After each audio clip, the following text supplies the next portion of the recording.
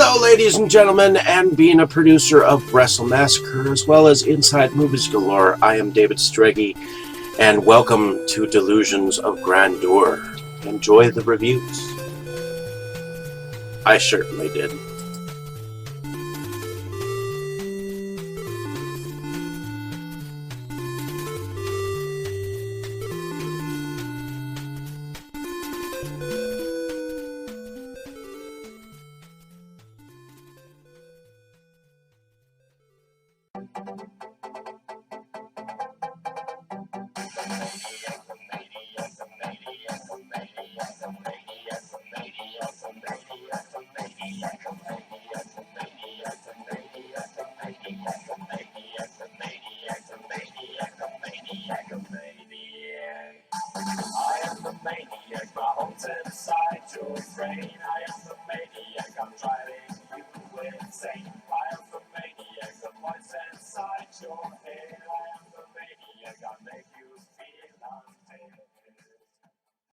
Okay, Dave, that's it. Screw you and your college flunkies.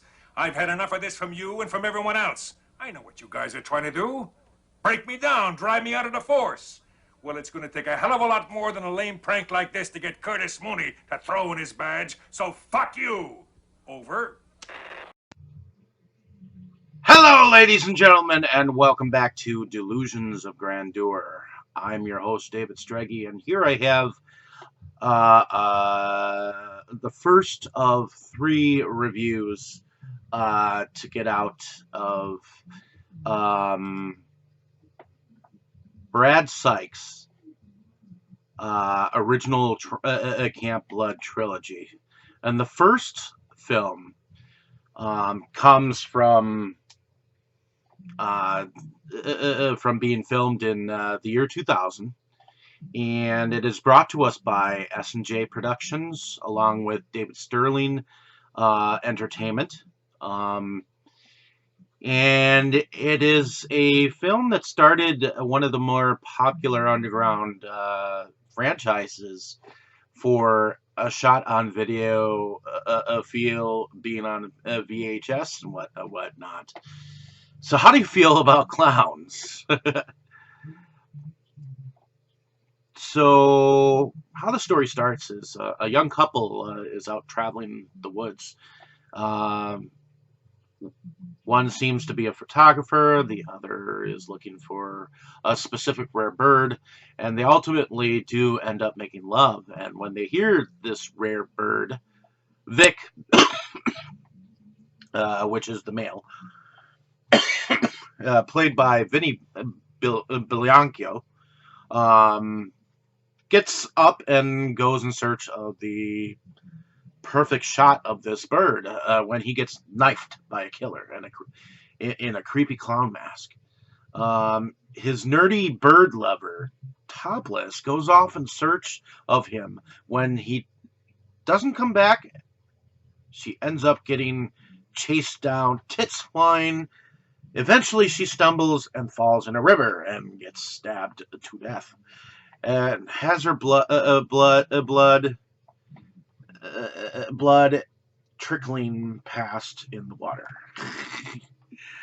Meanwhile, Steve, played by Taylor, and Trisha, played by Richoff, are planning to go on a weekend camping trip to Camp Blackwood, which is apparently where this beginning scene happened, as Trisha, before they pack up and go, has read up on a missing woman where her car was found at the same camp that they are going to, as well as their friends Jay, played by Young, and Nicole, played by Zolt.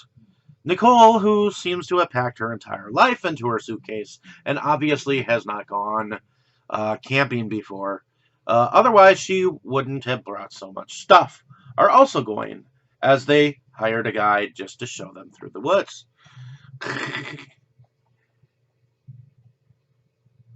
Anyway, that Joe Haggerty shows up is bound to be entertaining, and here he plays a overly unseemingly eccentric man named Thatcher, which, acting over the top, he's comical as the man who warns them about Camp Blackwood being known as Camp Blood. Not to mention their guide, Harrison, turns out to be a female, which wasn't what they expected. They were expecting a macho, experienced guide, probably looking like a forest ranger, instead of a chick in a bandana. And when asked about the clown and the reason why the camp was called Camp Blood, she evaded the questions and acted like she didn't know a thing about a clown. So, when they're all sitting around a campfire telling ghost stories, Harrison, who is the guide, begins the story of the clown about Stanley Cunningham and his coming home from a long day of work to find his girlfriend or fiancée, Mary Lou Maloney, in bed with another lover. For afterwards he had donned a clown mask, taking them to the woods, and later their bodies were found. He was never to be seen again, and legend has it he still roams the woods to this day. And it was 20 years to this very day that this killing that that happened on. I think the actors and actresses in this film were actually really kind of awesome. I mean, when I first saw this, I didn't expect the twist that it had, and there was definitely blood, and there was definitely a little nudity, but not a whole lot to call it an exploitation film, but it definitely had a campy atmosphere. I think this was a great homage to the to films such as those from the 80s. It definitely had a Friday the 13th kind of a vibe. Um, I feel the lead actress played her character spot on at, for the madness that she was to portray. For the budget that this was on, it was certainly one of my favorite slasher films, at least of the shot-on-video genre. I'm looking forward to the entire series thanks to this film, and I concede that it's not why it's got quite a following, at least in the indie world. I mean, some people love it, some people hate it. I'd recommend this film for the horror fan out there. It's not that it was scary or believable or anything like that. You can definitely tell that it was a mask, a clown mask, someone just wearing a clown mask in a clown suit. But the killer who played the character, the person who played the character of the clown, it was definitely more of a serious note. So it made it feel like a slasher film should be. So in any case, the film definitely had that campy atmosphere. I think it captured at least a storyline that could be built upon, and it had characters that were that replayed characters, and I thought it was unique to have to go on, and it's a film that you should definitely check out for yourself. I think the only thing that I can say negative about this film is there was a fight scene between Steve and the clown when they were on some craggy-looking rocks, where I think I saw was replayed when he was asking who the thing was, or the other thing I think I could say negative is how quickly the panic rose after they found out Harrison, their guide, had at least what looks like have had her body burned to a crisp.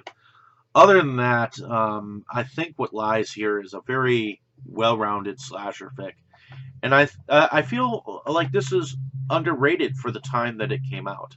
So the film starred Jennifer Richoff as Trisha, um, Michael Taylor as Steve, Tim Young as Jay, Bethany Zolt as Nicole, um, Courtney Taylor as Harris, Joseph Haggerty as Thatcher, Meredith O'Brien as Sally, Bilancio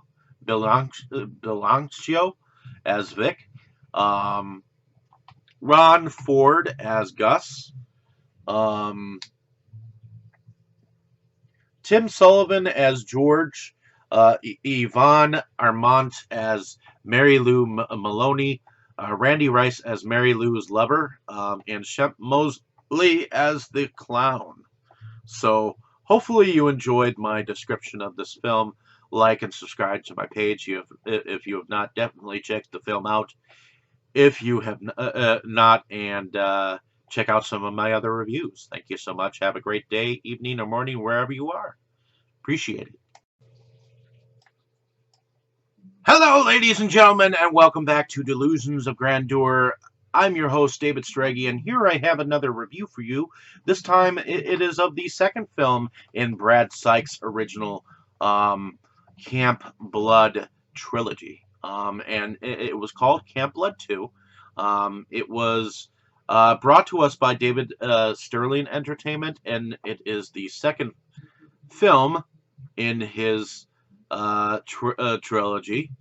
And it was filmed in the year 2000 as well, supposedly. This sequel seems to definitely be of lower budget than the first film, but as I'm watching the beginning, I actually thought that it was acted rather well. So as the film begins, we have another young couple in the woods, probably going to eat a small lunch, by the name of Jeff, played by Gold, and Rose, played by Corrigan. Jeff tells Rose about how the woods nearby is called Camp Blood because of a killer clown roaming the woods. So it goes off. So he goes off and tells her he's going to be back. Puts on a clown mask, but when he comes back, her throat is already slashed, and then he gets knifed. How romantic. Tricia from the first film is having a nightmare about being in the woods and being chased by a clown who rises up from some kind of grave while she's still in the mental hospital that she ended up in from the last film. She doesn't believe that she didn't kill all of these people that they say she did, but there is no proof of the existence of the killer clown that had turned out to be there. Female guide in the previous film. One thing that I noticed is that the mask is different, a little bit more creepier than the one in Camp Blood, the first one. What's interesting about this feature is that a film director, wants to make a movie about the killings that Tricia, played by Richkoff, was involved in by the name of Worth Milligan, played by Clancy, and you close out a script called Within the Woods. This title happens to be the third installment in the Camp Blood trilogy, which, strange as it may seem, David Sterling, for some reason, will not even acknowledge that this is indeed Camp Blood 3. What Worth Milligan offers is a chance for Tricia to tell the story of the murders from start to finish by being involved as a technical advisor on the film and in the final cut. So after some thinking, Tricia agrees to do the film with Milligan. Unfortunately, one of the actresses gets murdered, so another young woman steals her spot, and they travel out to the location that it actually happened at. Not just any location. Camp Blackwood.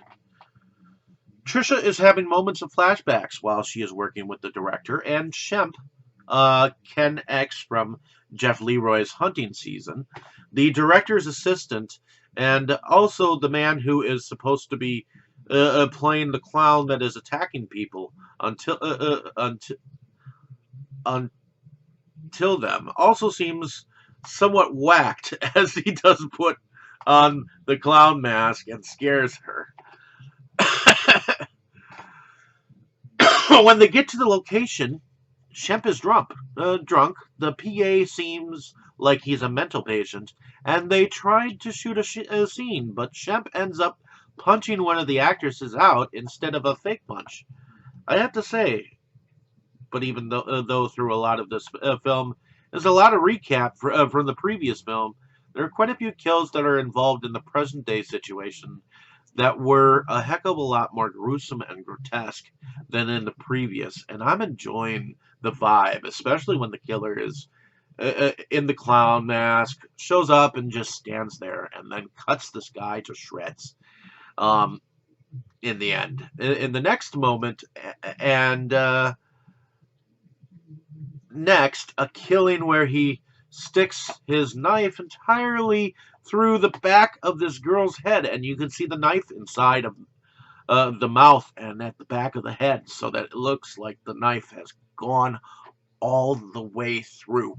And he's just taken the knife with the head of the girl on the blade. I mean, ultimately, one by one, the cast members, along with the director, gets killed, and the killer is one of them. I feel like this film, even though I like Camp Blood very much for its backstory, the first one, I immensely enjoyed this one more for its kills. I thought that the kills were unique and different, which made this film more on the gore side of things. So I would definitely recommend the sequel for all of you underground indie lovers. It's not that scary, like the first one isn't scary, but it is laughable as well as comical and worth seeing it for the gore. It is a worthy sequel, an adversary, so to speak, to its Camp Blood origins. I've enjoyed both films so far in the Camp Blood series, and I'm looking forward to watching the rest, even though they weren't all entirely directed by Brad Sykes. Once again, the main actress, I think, pulls off a decent performance of the crazy. And I liked the story she retold by the campfire in here. It was great. I suppose if you're looking for him, Sterling plays a mental patient in there somewhere. I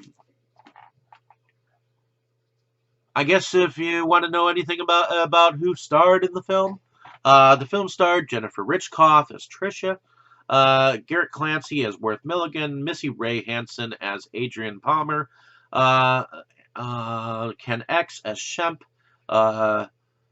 Mark Overholt as Lance, Jane Johnson as Timothy Patrick Todd,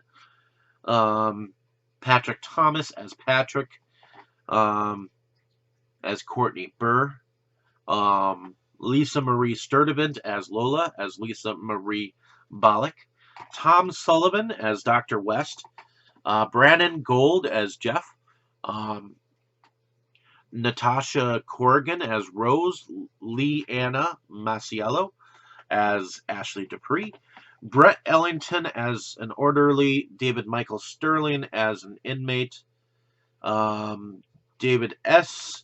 Sterling as an inmate, Jay Trapnell as an inmate number 2, Sissy Hyde as inmate number 3, Brad Jaquez in Man in Audition, Stephen Worley as one of the zombie clowns, as zombie clown, Danny Rayfield as a clown, Ron Ford, once again, in here as a hunter. This is archive footage from the first one. Mark Polonia as man leaving casting studio, and that is un evidently he has something to do with some future Camp Bloods. Sonia Joy Sims as Vanessa, and so on and so forth. So hopefully you enjoyed my description of this film. Like and subscribe to my page if you have not. Definitely check the film out on your own. You do not have to have the same opinion as I do, but I do think that this film is at least worth a one-time watch. I do believe that this film, as well as the first film, also made it into the elusive Blockbuster video when it was open. So thank you so much for listening. Have a great day, evening, or morning, wherever you are. I appreciate the time spent on my page. Definitely check the film out when you get a chance. Thank you so much. Hello, ladies and gentlemen, and welcome back to Delusions of Grandeur. I'm your host, David Strege, and here I have another review for you, this time of the third installment to what I consider the Camp Blood Trilogy, but David Sterling does not recognize this film as Camp Blood number 3. But it is called Within the Woods, and this is the first time that I actually see Brad Sykes' production company by the name of Nightfall Pictures. And just like the first two films, I believe the first two films were put out and distributed by Razor Digital Entertainment and produced by David Sterling. And this is the film that, like I said, David Sterling refuses to accept as Camp Blood number 3. And I don't know why there was a big ass disagreement. All I know is that this film is already different for a change up. It's starting at night and is a decent comeback. So Rick, played by Singer, and Cindy, played by Yobenda, are making love by a campfire. Cindy here hears something in the woods, so Rick jokingly thinks it's their friend Maritzka, who Rick seems to think has the hots for Cindy. So he goes off to investigate the noise, but then comes back back a little, scares Cindy, but then gets his throat cut. So when Cindy screams, I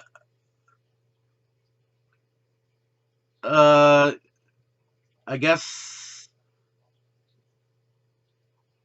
she gets cut. Her neck gets cut. Blood flies, and we see a machete slice through the air. We hear the noise of something being cut, and the credits are rolling. Meanwhile, Ingrid, played by Herrera, and Tony, played by Sobel, are driving to Camp Blood, where I assume Tony has something to do with reality TV, as you were speaking to a guy named Griff about being the next big thing on reality TV. So I like the premise so far. A couple of months ago, Tony had put in an ad in to the paper where he offered out $1 million if people would spend the night in the area location of his choosing, and personally shows 5 other people to come out, and hand chose 5 other people to come out and spend one night in Camp Blood. So, over the next 24 hours, with cameras rolling all throughout the area and a paid actor to be a clown, he thinks that this will be the next reality TV sensation, since Camp Blood has that thing where people were actually brutally murdered on the ground. So this makes for good advertising. So Nolan, played by Conant, and Kat, played by Holt, Jessica, played by Mathis, and Russ, played by Lander, um, are four of the contestants that show up. And Mel is a latecomer contestant, the fifth, that nobody can really trust entirely, but has been on a reality game show within the past. Jessica is a school teacher who normally wouldn't go and do something like this, but the money spoke to her. Russ is a trust fund baby who isn't in this for the money, but more wanting to know if the legend of the clown was true, and has done more background around um, research to the murders that have happened in Camp Blood, or Camp Blackwood, per se. Kat is a wannabe singer and really wants to get her music out. She is totally obsessed about herself, and she is very outgoing and is willing to do whatever it takes, literally. Once Ingrid stashes the equipment that Tony had given her, she ends up getting sliced. Griff, played by Swarthout, the paid clown, has his own run-in with a blade and blade with his name on it before the festivities of the night get carried out. You know what I really like about these Camp Blood films, though? Each of them has a different way of setting up the story by telling me a little bit of what happened in the first two films leading up to this one. What I really like about this one is the way that Russ told the story. He's got a really good speaking voice, and I like the way that the campers that we saw in the beginning, he mentioned that those two had gone missing, as well as a photographer and his model. And as far as we knew, the killer that the public thought was the killer is locked up, or is she? Furthermore, I really enjoyed Mathis as Jessica. I'm surprised she wasn't really in much after this film.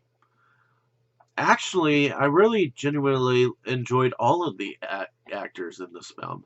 The only actress that I feel like was on the outs and kind of odd was Mel's character. But then again, maybe she was meant to be kind of mysterious, and for some reason the character was somewhat off to me. Maybe I just feel like the role was kind of wooden. But other than that, I really enjoyed the storyline. I enjoyed the overacting between Nolan and Jessica as Nolan's character was screaming her name and running through a stream. I really don't understand why Sterling himself would think in any way, shape, or form that this was in any way a bad movie. Okay? Yes, it's a bad movie about a clown, but I really enjoyed this third installment. It had atmosphere and a storyline, and that's what counts. It also had connection to the previous two without giving it entirely away. But the base of the story, I think, should change from being that the killer is actually one of them. The next time around, which I know that there are other Camp Bloods, they just aren't continued by Sykes. I can't tell you how much I enjoyed these first three installments to the Camp Bloods. I have to say that this series is addicting to watch for an indie lover such as I. And there's really nothing entirely bad that I can say about the actors and actresses that have been involved with these first three films either. As well. So I definitely would recommend these first three films entirely for those who are looking for a decent clown slasher series. I've definitely enjoyed them. It's really too bad that there was a rift between the two, Sykes and Sterling. For these were pretty decent from where I'm standing, and as for me, it's rather like to know the reasons behind why Sterling doesn't entirely fully acknowledge this film's existence as part of the Camp Blood series. In any case, the film stars Athena Demos as a model, Alex Gordon as the clown, Janelle Herrera as Ingrid, Aaron Holt as Kat, Phil Lander as Russ, Denise Lorraine as Mel, Stephanie Mathis as Jessica, Adam Novak as uh, Belgium photographer, Michael Singer as Rick, David Sobel as Tony, um, as David Allen in the credits, Jeff Swarthout as Griff, Adam Van Conant as Nolan, and Saya Yabande as Cindy. So hopefully you enjoyed my description of this film. Like and subscribe to my page if you have not. Definitely check the film out in its entirety on your own if you have not. I know there are some people who love to just talk shit about these films, just shit on them entirely. But I had a fairly positive experience with them, and being that I have a close relationship with Brad Sykes and David Sterling myself,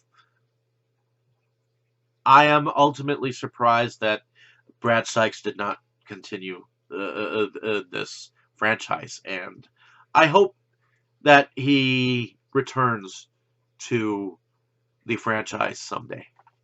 In any case, thank you for listening. Have a great day, evening, or morning, wherever you are. Appreciate your time spent on my page. I just love spilling the beans about these films and their directors. Thank you so much. Enjoy your afternoon. And definitely check out some of my other reviews. They are not to be unwanted for. So thank you so much. Have a great day, evening, or morning, wherever you are. You were good, kid, real good. But as long as I'm around, you'll always be second best, see?